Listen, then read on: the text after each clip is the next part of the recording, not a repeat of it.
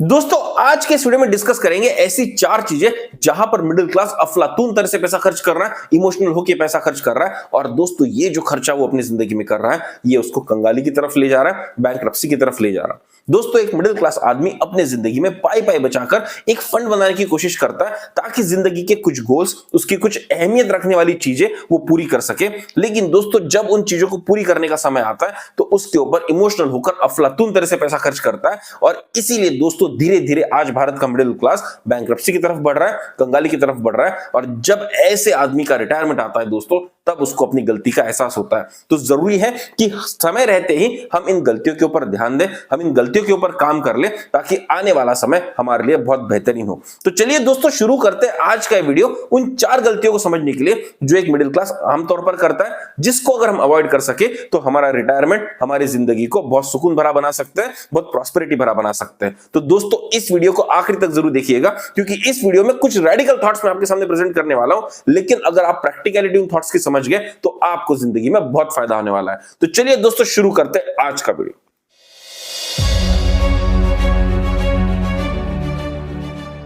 दोस्तों जो पहली गलती मिडिल क्लास करता है, जब मैं इसके बारे में आपको बताऊंगा तो बहुत लोगों को लगेगा कि ये बहुत ही रेडिकल थॉट है, ये थॉट सही नहीं है। लेकिन अगर आप इसको गहराई में जाएंगे, पूरी तरह से सुनेंगे, तो आपको पता चलेगा कि मैं जो बता रहा हूं वो बहुत सेंसिबल बता रहा हूं। दोस्तों जो पहली गलती हम करते हैं वो होती है over spending on kids education. अब दोस्तों आप कहेंगे कि भाई बच्चों के एजुकेशन पे पैसा खर्च ना करें क्या? अगर पैसा खर्च नहीं करेंगे तो बच्चे पढ़ेंगे कैसे, और बच्चे पढ़ेंगे नहीं तो आगे बढ़ेंगे कैसे? दोस्तों एजुकेशन जिंदगी में बहुत इंपॉर्टेंट होता है, लेकिन वो किस तरह का लिया जा रहा है, किस कीमत पर लिया जा रहा है और कितना स्किलिंग आपके बच्चों को वो दिलाएगा, इसके ऊपर भी दोस्तों ध्यान देने की जरूरत है। दोस्तों बात एजुकेशन के फील्ड में ऐसी है कि एजुकेशन में सरकारी सारी चीजें अच्छी है, लेकिन वहां पर घुसना आसान नहीं है। और दोस्तों जहां पर घुसना आसान है वो सारी की सारी चीजें प्राइवेट सेक्टर पे आती है, लेकिन एक बड़ी कीमत पर आती है। और दोस्तों जब आप इन सारी चीजों का बड़ा कीमत चुका देते हो तो भी दोस्तों गारंटी नहीं होती कि आपके बच्चे का भविष्य सिक्योर होगा। तो दोस्तों जब भी हम बच्चों के हायर एजुकेशन के बारे में सोच रहे हैं तो हमको यह सोचना जरूरी है कि जहां पर भी हम पैसा लगा रहे हैं, जहां पर भी हम हमारे बच्चे को भेज रहे हैं, क्या वो जगह उसके लिए सही है, क्या वो कोर्स उसके लिए सही है, क्या उससे इतना स्किलिंग हो जाएगा कि उसका जॉब पोटेंशियल आगे जाकर बढ़ने वाला है या नहीं बढ़ने वाला। दोस्तों अगर भारत के टॉप कॉलेजेस की हम बात करें, जैसे कि एम्स हो गया, एनआईटीज हो गया, आईआईटीज हो गए, Tata institute of social sciences हो गए, तो दोस्तों इन सारे फील्ड्स की जो टॉप कॉलेजेस है, यहां पर अगर आपका बच्चा एडमिशन ले लेता है तो उसका भविष्य मोटा मोटा तौर पर सिक्योर माना जा सकता है। लेकिन दोस्तों इन बड़े बड़े कॉलेजेस में भी अगर आप जाएंगे तो आपको पता चलेगा 5 से 10% बच्चे ऐसे होंगे जिनका प्लेसमेंट वहां पर भी नहीं होता, वो भी अपनी जिंदगी में स्ट्रगल करते हैं। मैं खुद एनआईटी से पास हूं दोस्तों, और मैंने मेरे बैच में देखा हुआ है कि कम से कम 40 बच्चे ऐसे थे जिनका प्लेसमेंट या तो बहुत लो स्केल पर हुआ था, या तो उनका प्लेसमेंट हुआ ही नहीं, या उनका प्लेसमेंट किसी ऐसी जगह पर हुआ जहां पर उनको खुद ज्वाइन करने में शर्म हो रही थी। तो दोस्तों जब किसी बच्चे का बड़े कॉलेज में भी एडमिशन हो जाता है, तब भी दोस्तों ये गारंटी नहीं रहती कि उसका प्लेसमेंट सही तरह से होगा कि नहीं होगा। तो दोस्तों अगर आप किसी ऐसे कॉलेज में जा रहे हैं जहां पर एजुकेशन की क्वालिटी सही नहीं है, जहां पर प्लेसमेंट की गारंटी तो दी जा रही है, लेकिन जो प्लेसमेंट आपको दिया जा रहा है वो बिल्कुल लायक नहीं है आपके बच्चे के लिए, तो दोस्तों ऐसी चीजों पर पैसा खर्च करने से पहले हमको 10 बार सोचना चाहिए।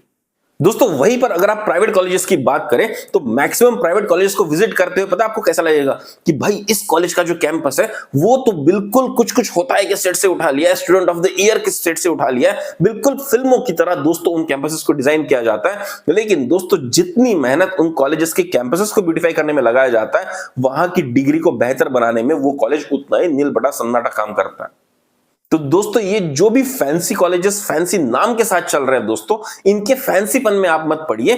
वहां से कितना आउटपुट बच्चों को आएगा, वहां से जो डिग्री मिलेगी उसकी वैल्यू कितनी होगी, सिर्फ वो डिग्री पेपर का टुकड़ा बन के ना रह जाए दोस्तों, इस पे भी हमको ध्यान देने की जरूरत है। और इसीलिए दोस्तों अगर आप अपने मेहनत का पैसा वहां पर खर्च कर रहे हो तो ध्यान दीजिए कि कॉलेज से जो प्लेसमेंट्स हो रहे हैं, कॉलेज से जो डिग्री मिल रही है, क्या वो आपके बच्चे की जिंदगी में सच में वैल्यू एडिशन कर रहा है या नहीं कर रहा है। और दोस्तों अगर हम प्लेसमेंट की बात करेंगे तो प्लेसमेंट के नाम पे आजकल तो कॉलेजेस में एक्चुअल में स्कैम चल रहा है। अब दोस्तों ये स्कैम किस तरह से होता है? कॉलेजेस आपसे एक छोटी सी इंजीनियरिंग डिग्री के लिए 15 से 20 लाख रुपए ले लेंगे।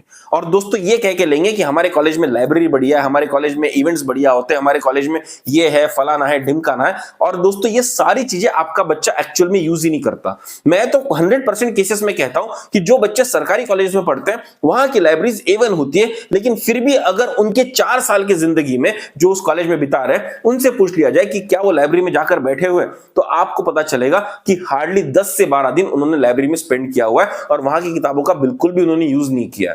ये सारे बच्चे सिर्फ एग्जाम के लिए पढ़ते हैं और आगे बढ़ने की कोशिश करते हैं। इसीलिए दोस्तों जो फैसिलिटीज आपको दिखा दिखाकर पैसा लिया जा रहा है, आपका बच्चा एक्चुअल में वो सारी फैसिलिटीज बिल्कुल भी वहां पर यूज नहीं करने वाला है। और इसीलिए दोस्तों ये सारे कॉलेजेस इन सारी फैसिलिटीज को दिखाकर आपसे 15 से 20 लाख रुपए की फीस भरवा लेते हैं, डोनेशंस भरवा लेते हैं, एडमिशन रकम बढ़ा लेते हैं। और दोस्तों इन पैसे का पता है इस्तेमाल कहां पर किया जाता है? बहुत सारे कॉलेजेस प्राइवेट कंपनीज के साथ में टाई अप कर लेते हैं कि भाई आप आओ, हमारे सारे बच्चों को उठाकर लेके जाओ, उनको 6-7 महीना अपने यहां पर काम कराओ, थोड़ी सी सैलरी आप दे देना, जो भी आप करोगे उसमें से आधी आपके जेब से जाएगी, आधी कॉलेज स्पॉन्सर कर देगा, क्योंकि ऑलरेडी हमने इन बच्चों के माता पिता को बहुत हद तक लूट लिया है। तो दोस्तों आप जो पैसा वहां पर कॉलेज में फीस के नाम पर दे रहे हो उसको 2 हिस्सों में बांट दिया जाता है। एक जो कॉलेज का खर्चा चलाने के लिए लगता है, एक जो दोस्तों प्लेसमेंट इंश्योर करने के लिए लगता है। और प्राइवेट कंपनीज के साथ टाई अप करके उनको फंड किया जाता है ताकि आपके बच्चे को प्लेसमेंट में उठा लिया जाए और आपके बच्चे को 6-7 महीने तक सैलरी दे दिया जाए। दोस्तों इसके बाद अगर आपका बच्चा लायक निकले तो हो सकता है कि वो कंपनी उसको आगे ले जाए, लेकिन 80% केस में पता है क्या होता है? वो कंपनी आपके बच्चे को 6-7 महीने बाद कंपनी से निकाल देती है, ये कह के कि आपका परफॉर्मेंस बहुत बेकार है, आपका डिसिप्लिन बहुत बेकार है, कोई भी फलाना फलाना रीजन आपको देकर आपके बच्चों को वहां से निकाल दिया जाएगा। और दोस्तों इसका इंपैक्ट पता है क्या होता है? आपका पैसा तो चला गया, लेकिन आपके बच्चे का जो कॉन्फिडेंस था पहली जॉब में ही दोस्तों उसको बुरी तरह से शैटर कर दिया जाता है। अब उसको लगता है कि भाई मैं तो किसी काम का नहीं हूं, मैं जो भी कॉलेज में सिखाऊं वो तो बिल्कुल भी काम में नहीं आ रहा है, और मैं पहली जॉब में से ही 6-7 महीने में निकल गया हूं, तो मैं दोस्तों को जाके किस तरह से अपनी शक्ल दिखाऊंगा, मैं परिवारजनों को जाके किस तरह से शक्ल दिखाऊंगा। तो दोस्तों आपके बच्चों का कॉन्फिडेंस तो शैटर होता ही होता है और बहुत सारे बच्चे डिप्रेशन का शिकार हो जाता है। अब दोस्तों इतना पैसा खर्च करके अगर हमको ये आउटकम लेना है तो दोस्तों ये किसी भी मिडिल क्लास को बिल्कुल भी मान्य नहीं होना चाहिए। और इसीलिए दोस्तों जब भी आप किसी कॉलेज के प्लेसमेंट के बारे में सोचते हैं तो ये भी सोचते हैं कि ये भी सोचना चाहिए आपने कि भाई प्लेसमेंट सिर्फ 100% होके नहीं चलेगा, उस प्लेसमेंट के बाद क्या वो बच्चे 2 से 3 साल उन कंपनियों में काम कर रहे हैं जहां पर प्लेसमेंट हो रहा है। आपको दोस्तों कॉलेज से इस रिकॉर्ड को भी डिमांड करना होगा। दोस्तों आइडियल तो ये होना चाहिए कि जब भी हमारा बच्चा 10th या 12th में होता है तो हमको वहां पर उसको सही ट्यूशंस लगानी चाहिए, हमको वहां पर उसको सही तरह से काउंसलिंग देनी चाहिए, हमको उसको समझाना चाहिए कि भाई अगर तुम पढ़ाई करके कोई अच्छे बढ़िया ब्रांडेड सरकारी कॉलेज में एडमिशन ले लेते हो तो आपका करियर ज्यादा सिक्योर होगा। हमको एक्चुअली इस स्टेज पर ही बच्चों का काउंसलिंग और उनके ऊपर जो भी खर्चा है करना चाहिए, क्योंकि दोस्तों अगर ये स्टेज एक बार क्रॉस हो जाती है तो आगे वाले स्टेज में खर्चा भी बहुत बढ़ जाता है और क्वालिटी भी गारंटीड नहीं रहती है। इसके ऊपर दोस्तों माता पिता होने के नाते हमको सोचना चाहिए। उसी तरह से दोस्तों मार्केट में एक और ट्रेंड देखा जा रहा है, बहुत सारे बच्चे एक कॉलेज में एडमिशन ले लेते हैं और दोस्तों 2 साल बाद आके माता पिता को बोलते हैं कि मेरे को इस कॉलेज में बिल्कुल भी मन नहीं लग रहा है, मेरे को इस कोर्स में बिल्कुल भी मन नहीं लग रहा है, अब मुझे कॉलेज चेंज करने की जरूरत है, मुझे कोर्स चेंज करने की जरूरत है। और दोस्तों जब माता पिता इस चीज को सुनते हैं तो उनके दिल पे जो बोझ पड़ता है आप समझ नहीं सकते, क्योंकि दोस्तों एडमिशन लेने के लिए जो डोनेशन उन्होंने दिया होता है, उस एडमिशन को सिक्योर करने के लिए जो फीस उन्होंने भरी होती है वो पूरी की पूरी बर्बाद होने वाली है और उनका बच्चा अब उस कोर्स में बिल्कुल भी इंटरेस्टेड नहीं है। इसीलिए दोस्तों अपने बच्चे को पहले ही पूछ लीजिए कि वो जिंदगी में करना क्या चाहता है और उसको बस स्ट्रिक्ट तरह से बोलिए कि एक बार अगर तूने अपनी जिंदगी में चॉइस ले लिया है तो उस चॉइस को पूरा अल्टीमेट सिनारियो तक लेके जाना है, उस चॉइस को अपने करियर में कन्वर्ट करने के लिए आगे बढ़ना है। तभी दोस्तों आपको ऐसे बच्चे पर पैसा लगाना चाहिए, आपको अपने बच्चों के लिए अपनी मेहनत का पैसा खर्च करना चाहिए। अब दोस्तों यहां तक सुन के बहुत लोग ये बोल रहे होंगे भाई हम बच्चों पे पैसा खर्च नहीं करेंगे तो कौन करेंगे? भाई पैसा आपका है, बच्चे आपके, आप ही को खर्च करना पड़ेगा। लेकिन दोस्तों क्या वो पैसा उनके काम आ रहा है कि नहीं आ रहा है, ये सोचेंगे कि नहीं सोचेंगे? दोस्तों सिर्फ ऐसा नहीं होता कि भाई मैंने तो मेरे बच्चे के ऊपर 40 लाख रुपए खर्च कर दिए, अब बच्चा जिंदगी में आगे करे कि ना करे ये उसकी जिम्मेदारी है। नहीं, ये उसकी जिम्मेदारी नहीं है। अगर बच्चों को इतनी समझ होती तो वो खुद ही इंडिपेंडेंटली 12वीं के बाद ही IIT NIT में एडमिशन ले लेते, आपके चक्कर में नहीं पड़े रहते। उनको ये समझ नहीं है, इसीलिए दोस्तों आपको उनको गाइड करना बहुत जरूरी है, आपको उनके साथ टर्म्स एंड कंडीशन सेट करना बहुत जरूरी है कि भाई बच्चे की एक्सपेक्टेशन के हिसाब से अगर पैसा खर्च किया जाएगा तो माता पिता के एक्सपेक्टेशन के हिसाब से बच्चे ने परफॉर्म भी करना चाहिए। और दोस्तों ये अगर आप बार्गेन अपने बच्चों के साथ कर रहे हैं तो आप गलत नहीं कर रहे, क्योंकि आने वाले जिंदगी में दोस्तों उनके साथ सिर्फ और सिर्फ व्यवहार ही किया जाएगा, उनके साथ पूरी जिंदगी भर दोस्तों उनके साथ प्रोफेशनल बिहेवियर ही किया जाएगा, और प्रोफेशनल बिहेवियर में गिव एंड टेक का रिलेशन ही चलता है। तो दोस्तों अगर बच्चे को आप प्रोफेशनली तैयार करने की सोच रहे हैं तो घर से शुरुआत कीजिए इस गिव एंड टेक रिलेशनशिप का कोचिंग देने के लिए। अगर आप यहां से उसकी शुरुआत करेंगे तो आने वाले समय में जब जिंदगी उसके साथ, जब दुनिया उसके साथ गिव एंड टेक करने की कोशिश करेगी तो उसको बहुत ज्यादा और नहीं लगेगा और दुनिया के लिए प्रिपेयर्ड रहेगा। दोस्तों जो तीसरा ट्रेंड जनरली देखा जाता है वो ये होता है कि बहुत सारे बच्चों को यूएस में जाके सीखना है, बहुत सारे बच्चों को यूरोप में जाके सीखना है। अब दोस्तों यूरोप या यूएस में अगर आप जाएंगे तो कम से कम 1 करोड़ रुपए का आपका खर्चा होगा, इससे कम में नहीं होगा। और जैसे रिपोर्ट्स आज के आ रहे हैं, यूएस में जो लोग काम करने के लिए जाते हैं अगर वो वहां पर पार्ट टाइम जॉब ना करे तो वो अपना खर्चा नहीं निकाल सकते, वो जिंदगी भर अपना लोन नहीं चुका पाएंगे। और इसीलिए दोस्तों यूएस में भेजने से पहले बच्चे को वहां की सिचुएशन बहुत क्लियर तरह से समझा कि भाई किस तरह का माहौल वहां पर होगा, किस तरह की मेहनत उसको वहां पर करनी होगी। और दोस्तों होता यह है कि हम खुद के देश के कॉलेजेस के बारे में तो जान नहीं पाते कि भाई कौन सा कॉलेज अच्छा है और कौन सा कॉलेज बुरा है। अगर मैं 10 पेरेंट्स को खड़ा करके पूछ लूंगा और 10 कॉलेजेस के नाम दे दूंगा उन्हीं के शहर के, उनके लोकेलिटी की, तो भी दोस्तों बता नहीं पाएंगे कि इनमें से कौन सा कॉलेज अच्छा है। अब दोस्तों जब आप यूएस और यूरोप के कॉलेजेस की बात कर रहे हैं तो वहां जो स्टैंडर्ड नेम्स होंगे उनके अलावा जो भी कॉलेजेस आपको बताए जा रहे हैं दोस्तों, उन कॉलेज के बारे में आपको इतना पता है, इतना मतलब शून्य पता है। और उसके बाद भी दोस्तों आप तैयार हो जाते हो वहां पर 50 से 60 लाख रुपए खर्च करने के लिए। और वहां जब बच्चा जाता है, वहां की कंपटीशन में बच्चा खुद को सर्वाइव नहीं कर पाता और वहां से जब वापस आता है तो उसके सर पे लोन हो जाता है 50 से 60 लाख का, जो वो जिंदगी भर रुपए में कमा के तो नहीं चुका सकता क्योंकि खर्चा उसने डॉलर में किया था। तो दोस्तों इन सब आमिषों में ना पड़े, बहुत प्रैक्टिकली डिसीजन ले कि भाई मैंने मेरे बच्चे के लिए अगर 10 से 20 लाख का जुगाड़ लगा के रखा था एजुकेशन के लिए, तो वो किस तरह से मैं उसके ऊपर खर्च करूंगा। 10th या 12th में ही उसको काउंसलिंग ने वहां उसको मेहनत करने के लिए बताया। और अगर वो वहां पर नहीं कर पाता है दोस्तों तो अगले स्टेप जब आप ले रहे हैं तो उसको बहुत सोच सोच के लिए कि जहां पर भी मैं कोर्स करा रहा हूं क्या वो बच्चे के पसंद का है, क्या बच्चा वो कोर्स पूरा करेगा, मेरा पैसा बीच में तो बर्बाद नहीं होगा, कोर्स बीच में तो नहीं छोड़ देगा। और दोस्तों होने के बाद जिस कॉलेज से वो कोर्स कर रहा है वहां से प्लेसमेंट गारंटीड है कि नहीं, और प्लेसमेंट गारंटीड होने के बावजूद भी वहां से प्लेसमेंट मिलने के बाद वो बच्चे कम से कम 2 से 3 साल उन सारी कंपनीज में काम कर पा रहे कि नहीं कर पा रहे, इस पे भी दोस्तों आपको ध्यान देना पड़ेगा। वरना कॉलेजेस आपके साथ प्लेसमेंट वाला स्कैम कर जाएंगे और आपकी जिंदगी भर का पैसा बर्बाद हो जाएंगे। अगर दोस्तों आपको लगता है कि सारे पैरामीटर मीट नहीं हो रहे तो भाई ये जो पैसा आप बच्चों के एजुकेशन पे खर्च कर रहे हो, ये उनको एजुकेशन पे खर्च ना करते हुए दोस्तों आपको उनको प्रोफेशनली सेट करने पे खर्च करना चाहिए। ऐसा मेरा पर्सनल ओपिनियन है।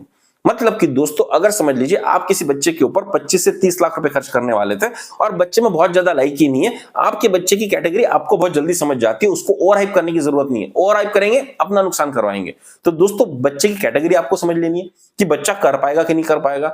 अगर कर पाता है तो बहुत बढ़िया बात है, उसके ऊपर पैसा लगाइए। अगर बच्चा पता है आपको कि भाई ये 50% चांसेस है कि नहीं कर पाएगा तो उसको सादे सादे कॉलेजेस में डालिए जहां पर उसका एजुकेशन 8 से 9 लाख में खत्म हो जाए। जो बचा हुआ पैसा रहेगा 20 से 25 में से आपने 8 से 9 लाख रुपए उसके एजुकेशन के ऊपर खर्च कर दिए, जो पैसा आपके पास बचा है 15 से 20 लाख रुपए, दोस्तों ये उस इमरजेंसी के लिए रखिए कि अगर बच्चा किसी तौर पर प्लेस नहीं हो पाता तो उसको इससे कोई बिजनेस खड़ा करके दिया जा सके, उससे इसका आने वाले 4 से 5 साल का जुगाड़ हो सके ताकि बच्चा कुछ और जिंदगी में ट्राई कर सके। इसके ऊपर दोस्तों इन्वेस्ट कीजिए। और पैसा आप ही का है, पैसा आपके बच्चों के लिए है, लेकिन वो पैसा आप दिमाग लगाकर कहां पर खर्च कर रहे हैं इसके ऊपर ध्यान दीजिए। दोस्तों बहुत सारे लोग प्राइवेट कॉलेजेस में मेडिकल की सीट 50-50 लाख रुपए देकर लेते हैं, उसकी डिग्री होती है तो 1 करोड़ का खर्चा हो जाता है और बच्चा जब डॉक्टर बन जाता है तो उसके हाथ से खुद को ऑपरेशन कराने से भी डरता है। ऐसा डॉक्टर बना के क्या कर लेंगे दोस्तों, उससे अच्छा उसको फार्मेसी का कोर्स कराइए, फिजियोथेरेपी का कोर्स कराइए, ऑप्टोमेट्रिस्ट बनाइए, ऑप्थेल्मोलॉजी का छोटा सा कोर्स कराइए, वहां पर दोस्तों उसको सेट कीजिए, एक बढ़िया सी दुकान खोल के दीजिए और उसका धंधा शुरू हो जाने दीजिए, तो उसकी जिंदगी में ज्यादा फायदा होगा। सुनने के लिए बहुत हार्श बात लगती है लेकिन मैं बहुत प्रैक्टिकल बात कर रहा हूं, क्योंकि 1 करोड़ देने के बाद भी अगर बच्चा इस तरह का डॉक्टर बन जाए कि आप खुद का ऑपरेशन उससे ना करें, उससे अच्छा है तो दोस्तों वो A1 क्वालिटी का फार्मासिस्ट ही बन जाए, कम से कम घर चलाने लायक हो जाएगा। इस चीज पे दोस्तों काम करने की हमको जरूरत है। और दोस्तों इस मुद्दे को खत्म करने से पहले बस एक लास्ट बात आपसे कहना चाहूंगा कि दोस्तों जब हम no value adding fancy colleges में बच्चे को डालते हैं तो वहां पर जो क्राउड आता है, वहां पर जिस तरह के बच्चे आते हैं वो भी उस तरह से आते हैं। बहुत अमीर अमीर घरों से आते हैं जिनके लिए पैसा मैटर नहीं करता और उनके जो शौक होते हैं दोस्तों वो भी उनके पास इतना पैसा होता है कि वो शौक अपने तरफ से पूरा कर ले। अब दोस्तों हमारे जब मिडिल क्लास बच्चे उनके साथ मिंगल करते हैं तो उनको भी लगता है कि हमने भी इनको मैच करना चाहिए और उनकी आदतें खर्चीली होने लगती है। एजुकेशन के लिए तो खर्चा लगता ही लगता है, लेकिन उस कॉलेज का जो लाइफ स्टैंडर्ड मेंटेन करने के लिए खर्चा लगता है दोस्तों, वो अलग से होता है। और वहां पर हमारे बच्चों की जिंदगी से एक्सपेक्टेशन बहुत ज्यादा बढ़ जाती है कि हम तो इस तरह की लाइफ जिंदगी जिएंगे, ये करेंगे वो करेंगे। लेकिन जब वो खुद कमाने निकलते हैं तो उनकी इनकम उतनी कमेंशुरेट नहीं होती। और जब वो पलट के देखते हैं कि भाई मेरे दोस्त लोग जिनके साथ में इतना खर्चा करता था, जिनके साथ में लाइफ इतनी एंजॉय करता था, आज वो कहां पर है? वो सारे लोग जिंदगी में बहुत अच्छा कर रहे हैं। पता है क्यों? क्योंकि उनके बाप दादाओं का धंधा था, उनके बाप दादाओं का बिजनेस था, एक सेट एनवायरमेंट था उनके लिए। उनको बस उस गद्दी पर जाकर बैठना था और अपने अपने धंधे चलाने थे और करोड़ों में पैसे छापने थे। लेकिन इन बच्चों का, जो मिडिल क्लास बच्चे थे, इनका कोई भी ऐसा बैकग्राउंड नहीं था। इनको अपनी नौकरी खुद करनी है, अपना पैसा खुद कमाना है। तो दोस्तों जब ये बच्चे इस सिचुएशन से अपने पास्ट को देखते हैं और उनको अपने दोस्त बहुत अच्छी जगह पर लगते हैं क्योंकि इनहेरेंटली उनका जो खानदानी बेस है उस तरह का था, तो दोस्तों ये लोग धीरे धीरे डिप्रेशन का शिकार होते जाता है। और दोस्तों हमारे बच्चों को एक सही एनवायरनमेंट देना, उनकी जिंदगी से एक्सपेक्टेशन सेट करना, ये बहुत जरूरी हो जाता है। इसीलिए दोस्तों जहां पर भी आप अपने बच्चे के ऊपर पैसा खर्च कर रहे हैं, जहां पर भी उसको पढ़ाई के लिए भेज रहे हैं, इन सारी चीजों का ध्यान रखिए कि प्लेसमेंट कैसा हो रहा है, क्वालिटी ऑफ एजुकेशन किस तरह से, किस तरह के माहौल में मेरा बच्चा पढ़ेगा। और दोस्तों ये सब करते करते बच्चों की साइकोलॉजिकल स्टेट की तरफ आपको ध्यान देना है कि वो सही रास्ते पर है कि नहीं। अगर दोस्तों ये सब चीजें आपने कर ली तो आप ये बहुत बड़ी गलती अवॉइड करेंगे, क्योंकि जिंदगी भर आदमी दो चीजों के लिए पैसा बचाता है, बच्चों के एजुकेशन के लिए और बच्चों के शादियों के लिए। शादी की बात हम अगले मुद्दे में करेंगे, लेकिन बच्चों का एजुकेशन एक मिडिल क्लास के लिए बहुत बड़ा टारगेट होता है। और दोस्तों इस टारगेट पे पैसा खर्च करने के बाद भी अगर हमारा टारगेट मिस हो जाए तो यहां पर बहुत पेन हो सकता है। तो दोस्तों एजुकेशन को ओवररेट मत कीजिए, स्किलिंग को ओवररेट कीजिए, उसके ज्ञान वृद्धि को ओवररेट कीजिए। अगर आप उस पे 30 लाख रुपए खर्च करने की बात कर रहे हैं तो 30 लाख रुपए उस डिग्री पे मत खर्च कीजिए, उसको डिग्री 5 से 6 लाख की कराइए, लेकिन उसको और 10 लाख के स्पेसिफिक स्पेशलाइज स्किल्ड कोर्स कराइए, जहां पर उसका गुण बढ़े, जहां पर उसकी वैल्यू बढ़े, उसके हाथ में कुछ हुनर आए और उस हुनर को लेकर जब वो बाहर निकले दोस्तों, तो वो दुनिया में सही तरह से एक जॉब कर सके, सही तरह से अपना पेट भर सके। तो दोस्तों बच्चों के ज्ञान वृद्धि के ऊपर हमको ध्यान देना है, बच्चों की स्किलिंग के ऊपर ध्यान देना है। लमसम में सिर्फ डिग्री पे पैसा खर्च करने से आपका काम खत्म नहीं होता, आपको उसको मल्टीपल कोर्सेज भी कराने पड़ेंगे, उसका स्पेशलाइजेशन होना चाहिए, इसके ऊपर भी आपको ध्यान देना पड़ेगा। इसीलिए दोस्तों अफलातून इमोशनल होकर पैसा मत खर्च कीजिए, सोच समझकर बच्चों को गाइड करते करते बच्चों के भविष्य को ध्यान में रख के पैसा खर्च कीजिए, तो आपका पैसा सही तरह से इस्तेमाल होगा और बच्चे को वैल्यूज भी सही मिलेंगी। अब दोस्तों जो दूसरा मुद्दा मैं आपके सामने रखने वाला हूं, ये भी बहुत डिबेटेबल है, बहुत रेडिकल व्यूज लेके मैं आपके सामने आ रहा हूं, लेकिन मैं बता दूं अगर आप मेरे व्यूज पूरे सुनेंगे तो आपको बहुत प्रैक्टिकल लगेगा। दोस्तों जो दूसरी गलती इंडियन मिडिल क्लास करता है वो ये है बच्चों की शादी पर अफलातून होकर पैसा खर्च करना। स्पेशली दोस्तों अगर आप नॉर्थ इंडिया में जाएंगे तो आपको पता चलेगा कोई भी शादी वहां पर 40 लाख से कम की नहीं होती। एक मिडिल क्लास आदमी भी लोन ले लेकर दोस्तों 30 से 40 लाख की शादी करवाता है, सिर्फ इसलिए कि भाई शादी ग्रैंड होनी चाहिए। मेरे यहाँ पर जो भी बाराती आ रहे हैं, जो भी लोग शादी में खाना खाने के लिए आ रहे हैं, उनको एक बढ़िया एक्सपीरियंस मिलना चाहिए, उन्होंने मेरी बच्ची की शादी जिंदगी भर याद रखनी चाहिए। लेकिन दोस्तों मैं आपको एक बात बताऊं, वो शादी ना दूल्हा ना दुल्हन ना बाराती ना उनके रिश्तेदार किसी को भी याद नहीं रहने वाली। वो शादी सिर्फ और सिर्फ आपको याद रहने वाली है। पता है क्यों? क्योंकि आपने अपने जेब से 30 से 40 लाख रुपए शादी पर खर्च कर दिए और बहुत लोगों ने तो लोन लेकर खर्च कर दिए। वो लोन सिर्फ और सिर्फ आपको भरना है, उस दुल्हन को भी नहीं भरना है, उस दूल्हे को भी नहीं भरना है और ना कि उन रिश्तेदारों को भरना है। इसीलिए दोस्तों इंडियन शादी में जो एक्स्ट्रावेगेंट खर्चा होता है, इसके तो दोस्तों मैं सख्त खिलाफ हूं। यहां पर अगर हम पैसा बचा सके तो बहुत बढ़िया होगा।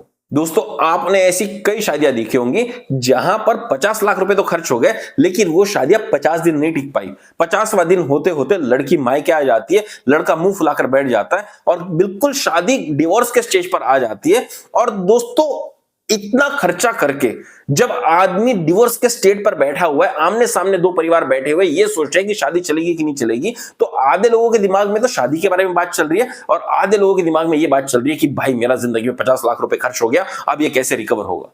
तो दोस्तों आज की जिंदगी में अगर आप देखेंगे कि भाई डाइवोर्स का जो रेट बढ़ चुका है इंडियन सोसाइटी में, वो बहुत पीक पर है। इतिहास गवाह है कि इतना डाइवोर्स का रेट हमने कभी भी नहीं देखा था जितना हम आज देख रहे हैं। और दोस्तों होता यह है कि एक्सपेक्टेशंस इतनी सेट कर दी जाती है अपनी बच्ची के शादी पे या अपने बच्चे के शादी पर, इतना पैसा खर्च करके पता है आप उसको क्या मैसेज देते हो कि भाई मेरी बच्ची तो प्रिंसेस है, मेरी बच्ची तो आगे जाके रानी बनेगी।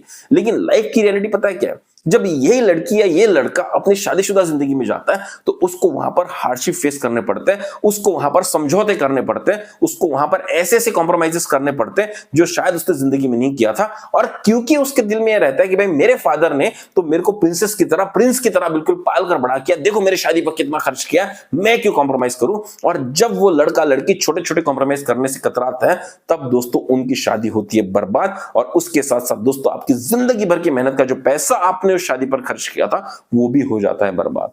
तो दोस्तों हमको ये सोचने की जरूरत है कि क्या शादी में सच में इतना पैसा खर्च करने की जरूरत है। दोस्तों देखिए, बाराती जो होते हैं या रिश्तेदार जो होते हैं ना, उनको आप 250 रुपए प्लेट का खाना खिलाओ या 1000 रुपए प्लेट का खाना खिलाओ, वो घर जाके यही बोलेंगे कि यहाँ पर ये अच्छा नहीं बना था, वहां पर वो अच्छा नहीं बना था। बहुत कम मैंने से रिश्तेदार देखे जिसने उस प्लेट की तारीफ की होगी जिसके ऊपर उन्होंने खाना खाया।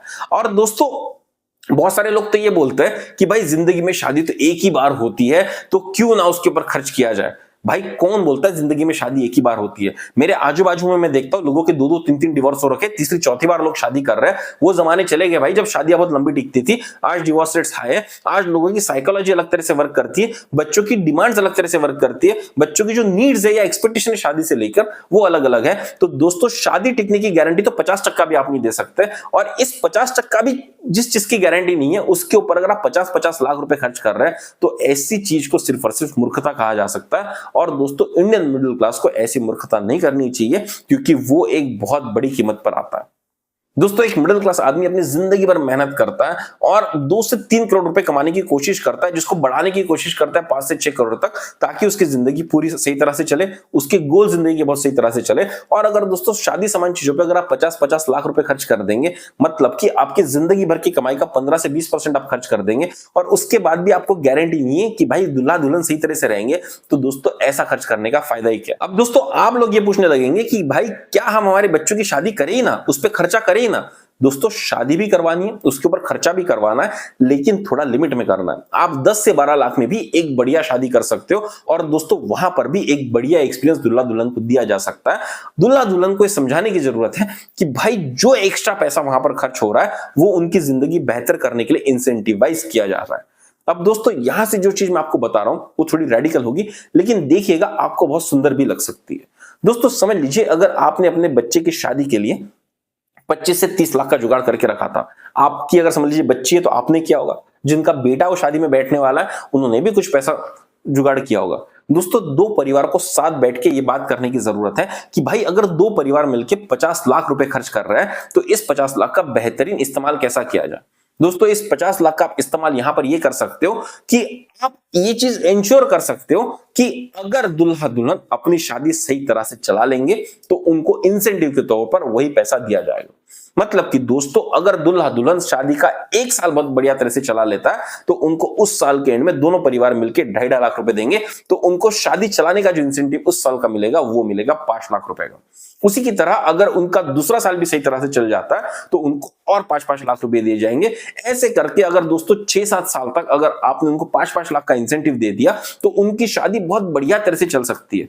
दोस्तों कंपनी में भी अगर कंपनी अपने एम्प्लॉयज को परफॉर्मेंस रिलेटेड पे देती है, अगर उसको बोनस देती है, तो एम्प्लॉय भी बहुत अच्छा काम करता है क्योंकि उसको इंसेंटिव होता है कंपनी के लिए काम करने का। वो ज्यादा मेहनत करेगा, ज्यादा काम करेगा, कंपनी को रिजल्ट्स लाके देगा तो उसको भी बोनस मिलेगा।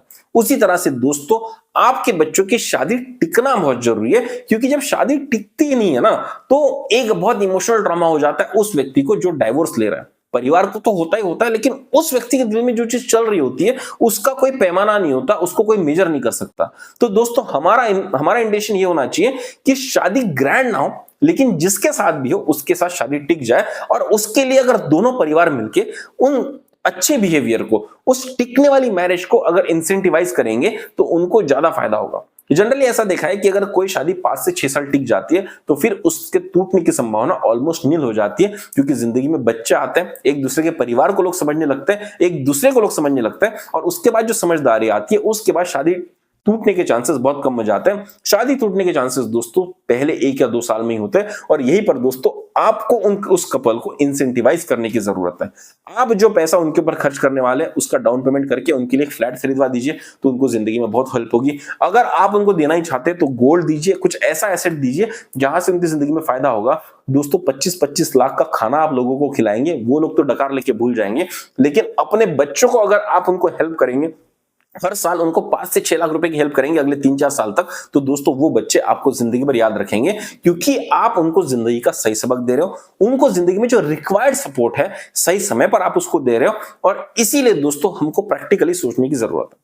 अब बहुत सारे लोग बोलेंगे कि भाई हम तो ऐसा सोच लेंगे, सामने वाली पार्टी भी तो ऐसा सोचनी चाहिए, अगर दूल्हा दुल्हन के सामने वाली पार्टी अगर नहीं सोच रही तो हम क्या कर सकते हैं।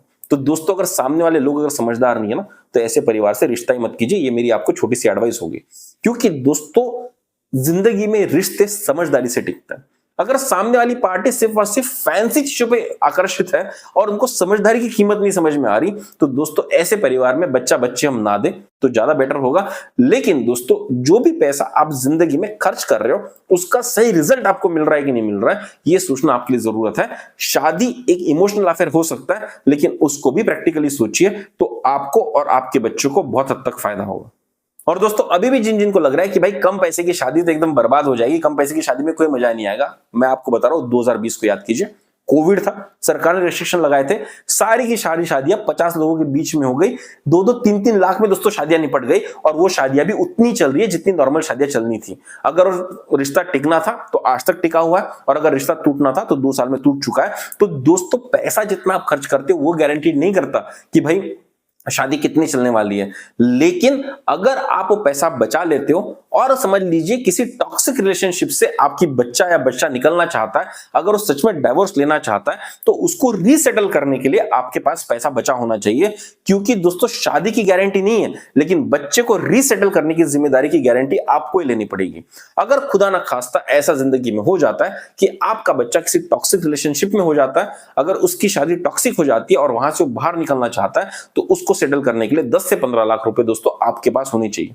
तो अगर आप पूरे पैसे शादी में खर्च कर देंगे और इसके बाद भी अगर वो बच्चा आपके घर वापस आ जाता है, तो आप उसके साथ क्या करेंगे, आप ही बताइए। तो मैं जो आपको एडवाइस दे रहा हूं बहुत प्रैक्टिकल दे रहा हूं। अगर आपने अपने बच्चे की शादी के लिए 30 से 40 लाख का जुगाड़ करके रखा हुआ है, तो कोशिश कीजिए 10 से 12 लाख में शादी हो जाए। अगर आप देना चाहे तो बच्चे के नाम पे गोल्ड दे सकते हैं एज एसेट, 5-6 लाख का उसको गोल्ड दे दीजिए, तो वो शायद उसके काम में आएगा। लेकिन दोस्तों बाकी पैसा आप बचा कर रखिए। अगर बच्चों की शादी अच्छी चलती है तो उनको हर साल 2-3 लाख रुपए की हेल्प कर दीजिए, 5-6 साल तक हेल्प कीजिए, वो भी खुश रहेंगे, उनको भी मजा आएगा जिंदगी में। क्योंकि शादी के बाद जो इनिशियल खर्चे होते हैं ना बहुत हो जाते हैं, बच्चा अच्छा हो जाता है, बच्चों के डायपर्स के खर्चे इतने हो जाते हैं कि आप समझ नहीं पाएंगे उस चीज को। तो दोस्तों उनको उस स्टेज पर हेल्प कर दीजिए। और खुदा ना खास्ता अगर रिलेशनशिप टॉक्सिक निकल जाती है, बच्चा बाहर आ जाता है उस रिलेशनशिप से, तो उसको सेटल करने के लिए भी दोस्तों आपके पास पैसा बचना चाहिए। तो दोस्तों जिंदगी में समय, इमोशन और पैसा, ये तीनों बहुत लिमिटेड रिसोर्सेस है, इसको बहुत सही तरह से इस्तेमाल कीजिए। अगर ये गलती मिडिल क्लास नहीं करता है तो जिंदगी उसकी बहुत गुलजार हो सकती है। दोस्तों जो तीसरी गलती मिडिल क्लास करता है ये है कि जब भी उसके पास पैसा आ जाता है, लमसम में पैसा आ जाता है, तो वो अफलातून तरह से प्रॉपर्टी खरीदता है, बिना सोचे समझे प्रॉपर्टी खरीदता है। और दोस्तों ये गलती बहुत महंगी पड़ सकती है। अब आप बोलेंगे भाई प्रॉपर्टी इन्वेस्टमेंट तो बहुत बढ़िया चीज होती है, इसमें तो बहुत अच्छे रिटर्न्स आते हैं, इसको तुम क्यों अफलातून कह रहे हो। दोस्तों प्रॉपर्टी इन्वेस्टमेंट आप किस तरह से कर रहे हैं, किस गोल से कर रहे हैं, ये बहुत ज्यादा इंपॉर्टेंट हो जाता है। लोग पता है क्या करते हैं, एक बड़ा सा प्लॉट खरीद लेंगे 2-3 करोड़ का, उसके ऊपर 4-5 करोड़ का बहुत बड़ा सा घर बना लेंगे, और दोस्तों वहां पर 8 से 10 रूम बना लेंगे। लेकिन जैसे उनके बच्चे बड़े हो जाएंगे, काम करने के लिए किसी और शहर चले जाएंगे, जैसे उनकी शादी हो जाएगी वो कहीं और चले जाएंगे, और पूरा घर दोस्तों खाली पड़ा रहेगा। अब जब इस खाली घर को आप किराए पर चढ़ाने की सोचेंगे, तो भी आपके दिल में डाउट रहेंगे कि भाई इतनी संपत्ति देखे शायद किराएदार का मन ना बदल जाए, मुझे सिक्योरिटी इश्यूज ना आ जाए, तो दोस्तों आप वो घर किराए पर भी नहीं चढ़ाएंगे। तो दोस्तों अगर आपके पास पैसा है, आप एक मिडिल क्लास व्यक्ति हो, और फिर भी अगर आपने जिंदगी में इतना पैसा जमा लिया है कि आप एक 6 से 7 करोड़ का भी घर बना सकते हो, या 3 से 4 करोड़ का भी घर बना सकते हो, तो दोस्तों मैं आपसे गुजारिश करूंगा आप 3 से 4 करोड़ का एक घर मत बनाइए, आप 1-1 करोड़ के 3 घर बनाइए। अगर दोस्तों आपको 2 बच्चे हैं, एक घर में आप रह सकते हैं, जब तक बच्चे छोटे हो आपके साथ रहेंगे, जब बच्चे बड़े हो जाएंगे काम पर लग जाएंगे, उनको 1-1 घर गिफ्ट कर दीजिए और उनको वहां पर सेटल कर दीजिए। अब दोस्तों आप यहां पर कहेंगे भाई बच्चों को पढ़ाओ लिखाओ भी मैं, उन पे जिंदगी भर खर्च भी मैं करूं और उनका घर भी मैं बना के दूं, ये कौन सा लॉजिक हमको बता रहे हो भाई। सुनने में थोड़ा अटपटा लगता है, लेकिन मैं बहुत प्रैक्टिकल एडवाइस आपको दे रहा हूं। पता है क्यों? क्योंकि यहां से जो पहले की जनरेशन थी, मतलब कि मेरे फादर लोगों की अगर जनरेशन आप देखेंगे, जो लोग 59, 60, 70s में बॉर्न हुए, तो दोस्तों उस टाइम की ना जिंदगी बहुत अलग हुआ करती थी। उस टाइम पे पढ़े लिखे लोग बहुत कम हुआ करते थे और नौकरियां बहुत ज्यादा होती थी। तो अगर कोई आदमी पढ़ लिख जाता है तो उसको नौकरी बहुत जल्दी मिल जाती थी और वो सोसाइटी के ऐसे लेवल पर पहुंच जाता था कि जहां पर वो समाज के टॉप 5% कमाने वाले लोगों में आ जाएगा। और दोस्तों इसलिए थोड़ी सी दिक्कतें आपके लिए उस समय पर कम थी, लेकिन आज देखिए हर कोई पढ़ा लिखा है और नौकरियां उतनी बची हैं, तो कंपटीशन बहुत हाई हो चुका है। अगर एक लड़का किसी अच्छे शहर में काम करने के लिए चला जाए तो उसकी शुरुआत 20 से 30 हजार से होगी। अगर थोड़ा अच्छा कर रहा है जिंदगी में तो दोस्तों आम बच्चे की शुरुआत 40,000 से होगी। अब बताइए एक मेट्रो शहर अगर आप मुंबई या कलकत्ता लेंगे, वहां अगर वो 40 हजार रुपए महीने का कमा रहा है तो दोस्तों उसको किराया और खाने पीने का खर्चा ही 25 से 30 हजार रुपए लग जाएगा, तो उसके हाथ में हार्डली 10,000 रुपए बच रहा है। तो ये लड़का चाह कर भी पता है अगले 25 साल तक अपना घर नहीं बना पाएगा, क्योंकि घर बनाने की कीमत बढ़ती जाएगी। आज 1 करोड़ है, कल 2 करोड़ हो जाएगी, परसों 4 करोड़ हो जाएगी। तो दोस्तों जहां तक अगर आप देख सकेंगे मैक्सिमम बच्चे अपना घर खुद शायद नहीं बना पाएंगे। और दोस्तों अगर ये सिनारियो आने वाला है तो क्यों ना इसके लिए हम तैयारी आज ही कर लें। बहुत बड़ा बंगलो बना लिया आपने लेकिन वो खाली पड़ा है, उससे अच्छा तो हर बच्चे के लिए अगर आपके पास पोटेंशियल है, अगर आपने जिंदगी में अच्छा किया, अगर आपने जिंदगी में पैसा कमाया, तो अपने बच्चों के लिए अगर एक एक घर आप बना के रख देते हो तो बेहतर होगा। क्योंकि जैसे ही वो काम पर लगेगा, जैसे उसकी शादी हो जाएगी, तो एटलीस्ट उसके सर पे एक छत की गारंटी रहेगी। इससे आप भी खुश रहेंगे और बच्चा भी खुश रहेगा। अब आप बोलेंगे कि भाई समझ लीजिए मेरा बच्चा उतना अच्छा नहीं निकला, उसका नेचर उतना अच्छा नहीं है, मैं उससे खुश नहीं हूं, वो मुझसे खुश नहीं है, मुझसे मुंह फुलाकर बैठ जाता है, तो अब मैंने क्या करना चाहिए?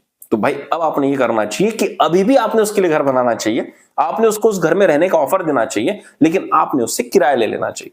अब दोस्तों जब वो मार्केट में जाएगा ना तो उसको हो सकता है किराया 40,000 रुपए देना पड़ सके, लेकिन अगर आप उसके फादर है तो आप उस पर थोड़ी सी दया करके उससे सिर्फ 20,000 रुपए दे सकते हैं। आप फिर भी उसकी जिंदगी की तकलीफें कम कर सकते हैं।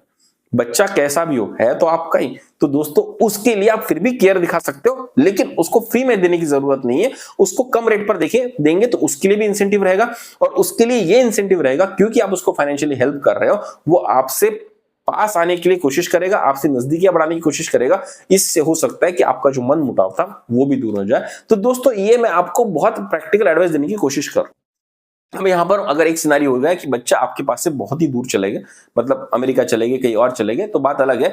लेकिन अगर आप उनके लिए एसेट बनाकर रखेंगे, अगर आप उस घर को किराए पर भी चढ़ाकर रखेंगे, उससे किराया जो आ रहा अगर आप उनको वहां दे देंगे, तो वो जहां पर भी रह रहे वहां पर दोस्तों उस किराए के पैसे को अपने किराए के लिए इस्तेमाल कर सकता है और अपने रहने की व्यवस्था कर सकता है। तो दोस्तों अगर आपके पास लमसम में पैसा है तो एक बड़ा घर बनाने के चक्कर में मत पड़िए, एक बड़ी प्रॉपर्टी के चक्कर में मत पड़िए।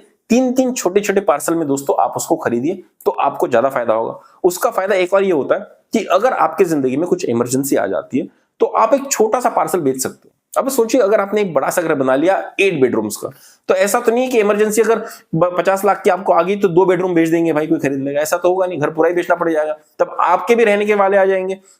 तो दोस्तों ऐसे केस में आप अगर 3-3 या 4-4 छोटे-छोटे इन्वेस्टमेंट करते हैं, 20-20 लाख के, 30-30 लाख के अगर आप इन्वेस्टमेंट करते हैं, कहीं पर कहीं प्लॉट्स खरीद लेते हैं या छोटे-छोटे अपार्टमेंट्स खरीद लेते हैं, जहां पर आपको 50-50 लाख के 4 अपार्टमेंट आप खरीद सके 2 करोड़ में, तो दोस्तों इमरजेंसी आने पर आप उसमें से किसी भी एक को बेच सकते हैं और आपको या आपके बच्चों को आप हेल्प कर सकते हैं। तो दोस्तों मिडिल क्लास को थोड़ा सा अलर्ट रहने की जरूरत है कि पैसा है तो खर्च किस तरह से करना है ना। वरना मैंने ऐसे बहुत घर देखे कि भाई इनकम आपके लाख रुपए, आपने घर ले लिया 3 करोड़ का, उसमें बिल्कुल एक थिएटर टाइप का भी रूम बना लिया, सब कुछ कर लिया, और 4 साल बाद दोस्तों वो रूम बिल्कुल खाली पड़ा हुआ है। उस थिएटर वाले रूम में कोई जाके बैठता नहीं, सब बैठ के हॉल में पिक्चर देखता है। तो दोस्तों थोड़ा सा प्रैक्टिकल अप्रोच रखिए इसके ऊपर, आप मल्टीपल तरह से छोटे छोटे इन्वेस्टमेंट कीजिए तो आपको और आपके बच्चों को बहुत फायदा हो सकता है। दोस्तों जो चौथा टॉपिक है, जो एक्चुअली हर मिडिल क्लास की जेब से, भले 10,000 क्यों ना कमा रहा हो या 1 लाख रुपए क्यों ना कमा रहा हो या 2 लाख रुपए क्यों ना कमा रहा हो, हर किसी की जेब से पैसा निकाल के ले जा रहा है, और वो है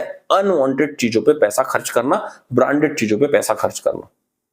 अब दोस्तों अगर आप मोबाइल फोन की बात करेंगे, मैं आज भाई कॉलेज चलने वाले बच्चों को देखता हूं, उनके हाथ में 70-70, 80-80 हजार के आईफोन होते हैं, जबकि भाई मैं खुद 1-1.5 लाख रुपए कमाने वाला आदमी हूं, मेरे हाथ में भाई कुछ भी नहीं होता। मेरे हाथ में सैमसंग का 15,000 का फोन होता है या रियलमी का 10,000 का फोन होता है, और मैं उस फोन से बहुत खुश हूं, क्योंकि उस फोन में जितने फीचर्स होते हैं उससे 90% तो मैं कभी इस्तेमाल ही नहीं करता। कौन सी फीचर्स दोस्तों? आप व्हाट्सएप यूज करोगे, आप नेट ब्राउज करोगे, जो कॉमन कॉमन ऐप्स है वो यूज करोगे, उससे कैमरे की तरह उसको यूज करोगे, उसको रिकॉर्डिंग के लिए यूज करोगे। इससे ज्यादा दोस्तों आपको कौन से फीचर्स चाहिए? जो एआई वीआई जितना भी नाटक आजकल मार्केट में चल रहा है ना, ये आम आदमी के वैसे भी काम का नहीं है।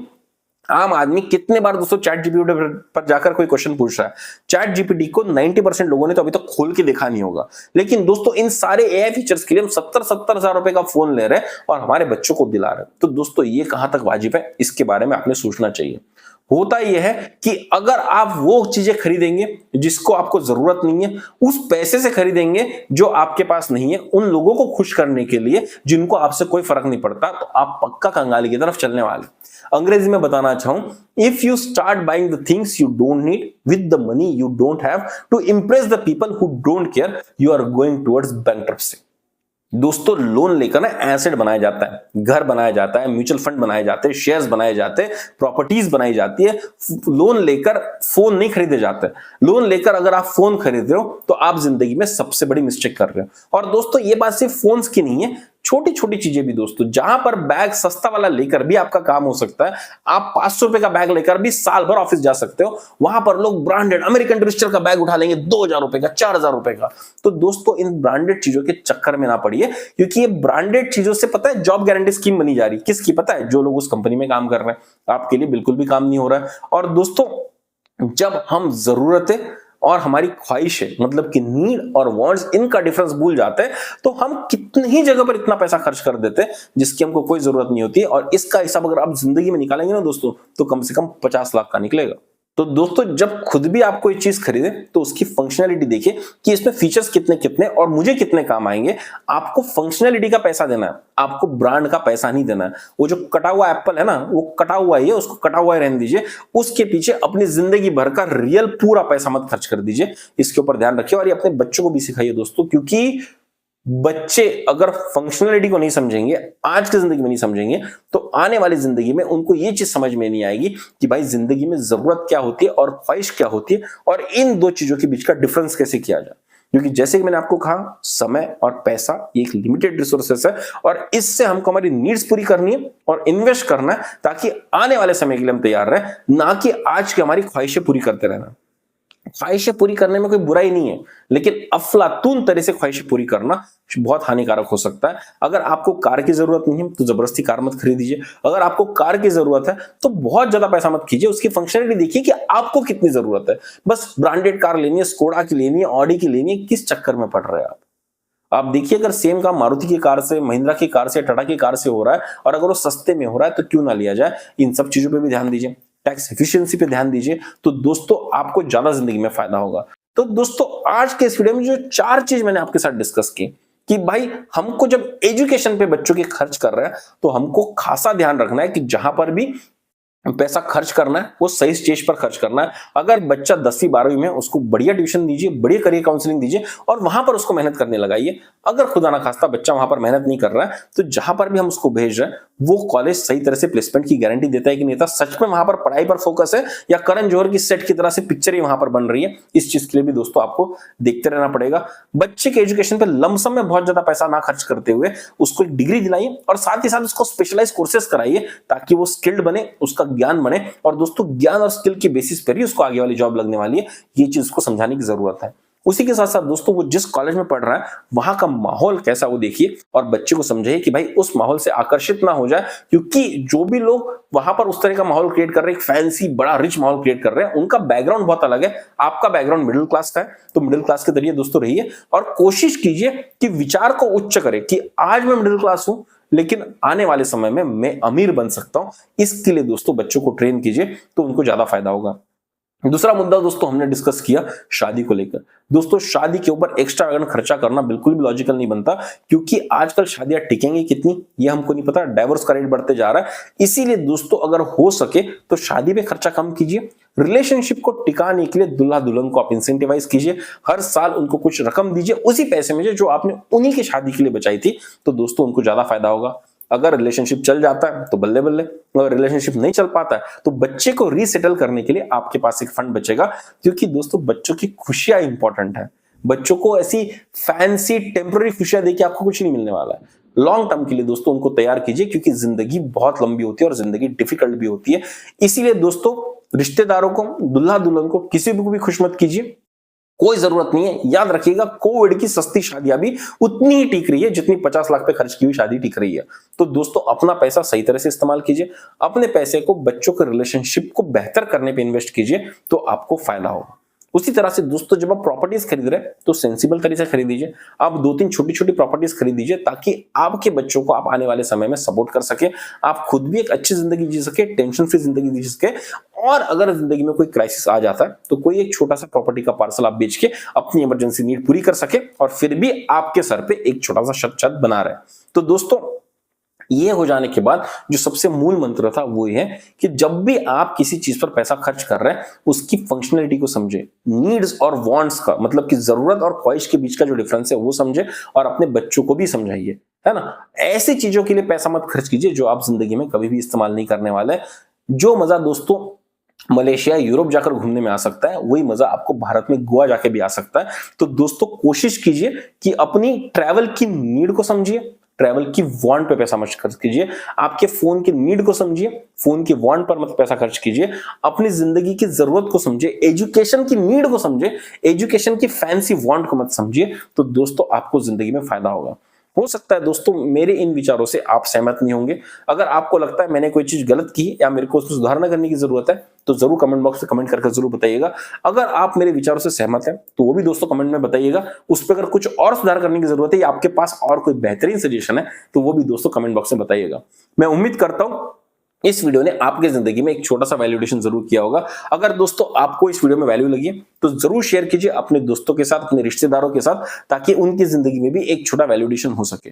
दोस्तों ये सारी चीजें जो माइंडसेट क्रिएशन की बात है ये तभी हो पाएंगी जब पूरा समाज एक स्टेट पर आएगा। जैसे कि मैंने आपको कहा कि शादी के केस में सामने वाली पार्टी भी तैयार होनी चाहिए। तो दोस्तों ये अवेयरनेस कैसे बनेगा? ये अवेयरनेस तभी बनेगा जब हम ऐसे विचारों को प्रमोट करें, उनको शेयर करें। तो दोस्तों अगर आप इन विचारों से सहमत हैं तो जरूर शेयर कीजिए अपने रिश्तेदारों के साथ, ताकि उनका माइंडसेट भी बने, ताकि जब आप ऐसे हार्डशिप अपनी जिंदगी में मिले तो उनको भी और ना लगे। तो चलिए दोस्तों जल्दी मिलेंगे एक नए डिस्कशन के साथ में, एक नए वीडियो के साथ में। तब तक के लिए सब्सक्राइब करते रहिए हमारा चैनल वैल्यू एडिशन। धन्यवाद।